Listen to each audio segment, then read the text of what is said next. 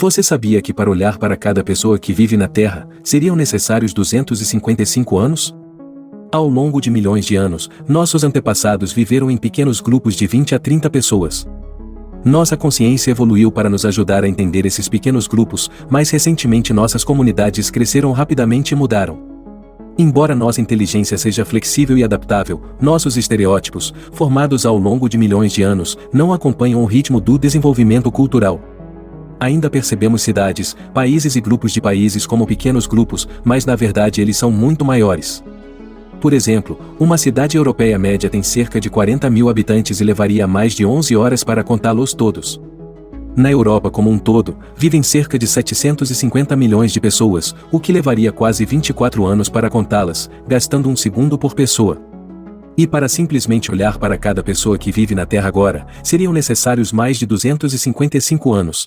Você já pensou alguma vez sobre a inteligência de um único neurônio?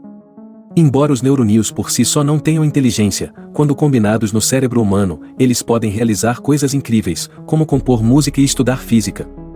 Isso é chamado de indução, quando a totalidade de algo é maior do que a soma de suas partes. Quanto mais neurônios, menos importante se torna o neurônio individual e mais importante se tornam as propriedades do conjunto de neurônios. Mas isso não é verdade apenas para os neurônios. Muitas pessoas reunidas em grandes comunidades adquirem novas qualidades e perdem antigas. Assim como as células formam tecidos, os tecidos formam órgãos e os órgãos formam organismos, as pessoas se unem para formar uma nova forma de matéria viva, superorganismos. As abelhas e as formigas fazem a mesma coisa ao se reunirem colmeias e formigueiros. Compreender como os superorganismos funcionam é crucial para agir sobre eles, e mudar sua estrutura interna pode levar a um comportamento civilizado que beneficia indivíduos. Você sabia que em apenas algumas centenas de milhares de anos, os seres humanos alcançaram o que a evolução levou milhões de anos para criar? Há muito tempo, nossos antepassados viviam em grupos para se protegerem dos predadores e buscar comida, assim como os animais em rebanhos. Mas ao longo do tempo, esses grupos evoluíram para sociedades complexas com centenas de milhares de profissões. Os biólogos chamam essas estruturas de superorganismos. O processo de transformação é semelhante à formação de colônias por organismos unicelulares, que evoluíram com o tempo para organismos multicelulares, compostos por bilhões de células, cada uma com suas funções específicas. Embora ainda se discuta exatamente quanto tempo foi necessário para alcançar isso, é evidente que os seres humanos alcançaram o mesmo tipo de evolução milhares de vezes mais rápido, criando um grande número de superorganismos sociais e tecnológicos que continuam a evoluir e se adaptar. Você sabia que é possível atravessar a nossa galáxia em menos de um segundo?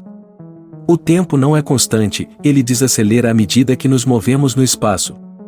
Quanto mais rápido nos movemos no espaço, mais devagar nos movemos no tempo. Nossa galáxia é tão grande que a luz leva 100 mil anos para atravessá-la de uma ponta a outra. Mas se estivéssemos em uma nave espacial viajando perto da velocidade da luz, o tempo seria retardado para nós. Para um observador na Terra, a viagem pode levar centenas de milhares de anos, mas para quem está dentro da nave, seriam apenas momentos contados. Esta propriedade incrível do tempo abre a teórica possibilidade de viajar pelo espaço em distâncias enormes dentro da vida humana. Você já se perguntou por que uma multidão pode se comportar como um animal selvagem? Isso acontece porque a multidão é uma nova entidade, na qual os indivíduos perdem sua individualidade. Da mesma forma que bilhões de neurônios irracionais formam um cérebro racional, bilhões de seres racionais podem formar uma entidade irracional em um nível mais elevado de organização. Mas e se a humanidade se deparasse com uma entidade cuja mente estivesse no nível da biosfera? Ela seria composta por bilhões de organismos, assim como nós somos compostos por bilhões de células. Para ela, um indivíduo seria menos significativo do que uma bactéria é para nós. E ela nos veria como uma entidade amórfica e primitiva, alimentando-se de petróleo e outras orgânicas. Duas formas de vida inteligente se encontrariam no mesmo lugar, mas nunca entenderiam isso. A inteligência pode existir em diferentes níveis de organização da matéria viva, e a nossa está apenas em um deles. Você já se perguntou por que algumas pessoas arriscam suas vidas por estranhos, enquanto outras são impiedosas com todos, exceto consigo mesmas? Cada característica tem uma norma, são limites dentro dos quais ela ocorre na população. As leis pelas quais a distribuição ocorre dentro desses limites são universais para toda a vida. Por exemplo, a altura média é de 165 centímetros, com metade das pessoas abaixo e a outra metade acima. Além disso, uma pequena porcentagem de pessoas está nos extremos, e 1 em cada 200 pessoas é mais alto que 2 metros ou mais baixo que 120 centímetros.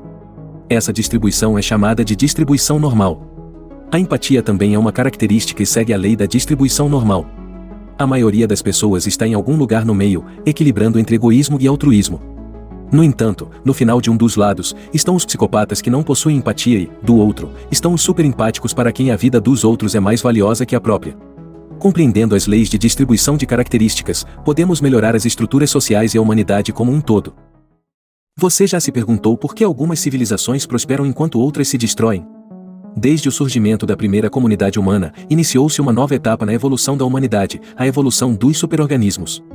Assim como os animais são compostos por células semelhantes que, dependendo da estrutura de sua interação, formam organismos completamente diferentes, os superorganismos humanos são compostos por pessoas e diferem pelos princípios pelos quais essas pessoas interagem. Assim como organismos vivos, as civilizações se desenvolvem e se adaptam. O progresso ajuda nesse sentido, mas por si só não garante a sobrevivência. Muitas civilizações mais avançadas desmoronaram devido à incapacidade de se proteger de vizinhos agressivos e menos desenvolvidos. Atualmente, existem várias civilizações concorrentes com diferenças fundamentais na estrutura. Elas estão intimamente interligadas, mas algumas são baseadas em forte autoridade centralizada e outras em descentralização. O humanismo e o desejo de progresso desempenham papéis diferentes em sua cultura. E o futuro da humanidade depende de qual estrutura será mais forte.